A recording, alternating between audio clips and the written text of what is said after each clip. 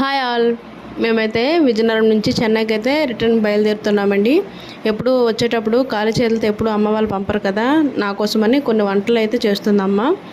సున్నపాకుండలు తెలుసు కదా చాలామందికి, బెల్లం ఇంకా వరిపిండితో చేస్తారు కదా, అవి అయితే ప్రిపేర్ చేస్తుంది. ముందుగా నువ్వుల్ని ఫ్రై చేసుకోవాలి, తర్వాత కొబ్బరి ముక్కలు కూడా ఫ్రై చేసుకోవాలి నెయ్యిలో. తర్వాత బెల్లం పాకం పెట్టాలన్నమాట. ఇలా పాకం బాగా వచ్చిన తర్వాత ముందుగా నానబెట్టి ఆడించిన బియ్యం ఉంటాయి కదా, ఆ వరిపిండిని అయితే వేసుకోవాలి. పాకం అయితే కొంచెం ముద్ర పాకం రావాలండి. అలా పాకం వచ్చిన తర్వాత అందులోకి మనం ఫ్రై చేసుకున్న నువ్వులు, కొబ్బరి ముక్కలు, అలాగే వరిపిండి ఎంతైతే సరిపోతుందో అంత పిండి కూడా వేసుకొని బాగా కలుపుకోవాలి. కొంచెం ఉడికిన తర్వాత మనం లడ్డూల్లా చేసుకొని ఆయిల్ బాగా హీట్ అయిన తర్వాత అందులో వేసుకోవాలన్నమాట.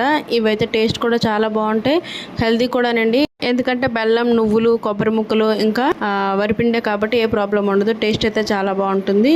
మీకు తెలిస్తే కామెంట్లో చెప్పండి.